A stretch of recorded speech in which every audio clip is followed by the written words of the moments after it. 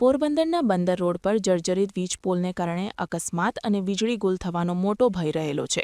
સ્થાનિકોની સુરક્ષા અને સુવિધા માટે આ જોખમી વીજ પોલ તાત્કાલિક ધોરણે બદલવા કે શિવસેના દ્વારા રજૂઆત કરવામાં આવી હતી, જેના પગલે માર્ગ પરના તમામ વીજ પોલ બદલવાની કામગીરી શરૂ કરાઈ છે. પોરબંદર શહેરમાં લાંબા સમયથી પ્રજા માટે જોખમરૂપ બનેલા લોખંડના ગડર પોલને હટાવવાની કામગીરી મહાનગરપાલિકા દ્વારા હાથ ધરવામાં આવી છે. શિવસેના દ્વારા રજૂઆત કરવામાં આવી હતી કે બંદર રોડ પર અનેક જગ્યાએ વીજ પોલ કાટ ખાઈ ગયા છે અને નમી ગયા છે. ભારે પવન કે વરસાદમાં આ પોલ પડી શકે છે, જેનાથી જાનહાનિ થવાની શક્યતા છે. જિલ્લા શિવસેના પ્રમુખ દિલીપભાઈ મશરૂએ જણાવ્યું હતું કે અગાઉ નાખવામાં આવેલા લોખંડના ગડર પોલ અત્યંત જર્જરિત હાલતમાં હતા. આ પોલ ગમે ત્યારે પડી શકે તેવી સ્થિતિમાં હોવાથી રાહદારીઓ અને વાહન ચાલકો માટે મોટું જોખમ ઊભું થયું હતું.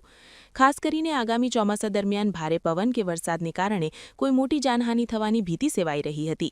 આ ગંભીર સમસ્યા અંગે જિલ્લા શિવસેના દ્વારા જિલ્લા કલેક્ટરને રૂબરૂ મળી વિગતવાર રજૂઆત કરવામાં આવી હતી. કલેક્ટરે આ બાબતની ગંભીરતા સમજીને તાત્કાલિક અસરથી મહાનગરપાલિકાને આ જોખમી પોલ હટાવવા માટે જરૂરી સૂચનાઓ આપી હતી. ત્યારબાદ મહાનગરપાલિકા દ્વારા પીજીવીસીએલની ટીમને સાથે રાખી બંદર રોડ પરના વીજ પોલ બદલવાની કામગીરી હાથ ધરવામાં આવી છે. નિપુલ પોપટ, પોરબંદર ટાઈમ્સ. દિલીપભાઈ મશરૂ, પોરબંદર જિલ્લા શિવસેના પ્રમુખ.